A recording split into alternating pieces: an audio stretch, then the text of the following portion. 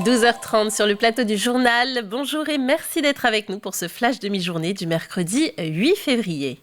Une fois n'est pas coutume, on commence cette édition à Paris. À l'Assemblée nationale, les débats concernant le projet de réforme des retraites s'est ouvert ce lundi.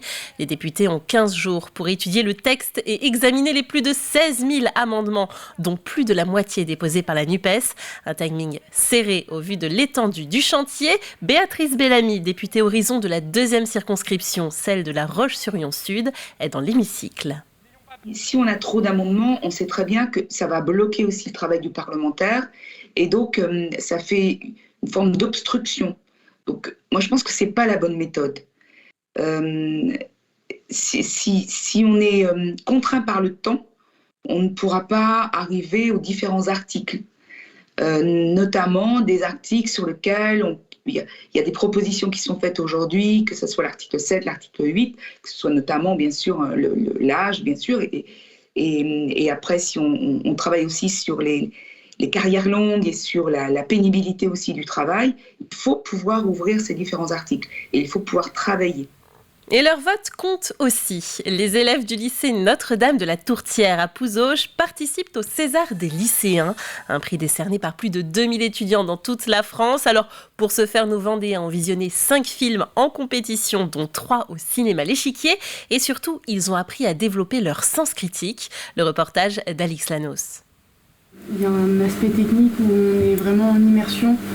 C'est comme si on était à la hauteur des personnes, enfin, on vit la scène.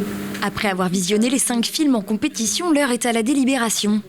Certains longs métrages ont emballé toute la classe, d'autres divisent franchement, mais l'objectif de cette participation au César des lycéens est de donner à ces élèves une grille de lecture et d'analyse cinématographique. Ils ont eu une formatrice qui est venue en lien avec la Fédération nationale du cinéma, les former pendant 2 heures pour voir comment, à partir d'un court-métrage, comment juger le son, les couleurs, l'image, le rythme, la construction cinématographique, qui s'appuie sur ces aspects techniques.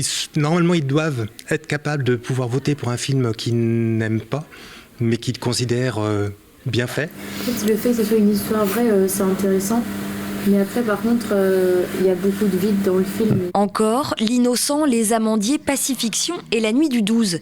Pendant toute une semaine, ces élèves de terminale ont vu et analysé chacun de ces films. Ils ont appris à développer leur esprit critique pour juger chacun avec sa sensibilité de la manière la plus objective possible. On a un autre regard sur les films qu'on avait avant. Parce que là, on va chercher le cœur du film et les messages sont transmis. Le décor, les jeux des acteurs, les attitudes des différents personnages. Et on est aussi beaucoup attentif sur l'ensemble des bandes sonores, etc. Donc c'est un ensemble de détails qui vont former tous ces éléments d'analyse qu'on peut apporter. Et pour certains, les échanges ont même pu se poursuivre en dehors du lycée. Avec la famille le soir, on en discute, c'était intéressant. Moi, je sais que mon père en avait vu un, donc on a pu en discuter un peu plus. Et puis du coup, chacun avait son point de vue, et puis les avantages, les défauts, etc. Discuter, juger, argumenter, et enfin faire un choix. Après une délibération studieuse où chacun a tenté de convaincre l'autre, pas d'unanimité.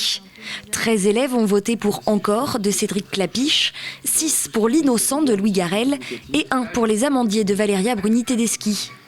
Partout en France, près de 2000 élèves se sont prêtés à l'exercice et le César des lycéens sera dévoilé le 27 février prochain. Voilà bientôt 1 an que le musée de Fontenay-le-Comte a fermé ses portes. En projet, une rénovation totale de la muséographie. Alors si d'extérieur on a l'impression que le bâtiment est calme, à l'intérieur on s'active. Chaque œuvre est minutieusement pesée, répertoriée et emballée. L'occasion de voir ces pièces uniques comme jamais. Cyril Guillet.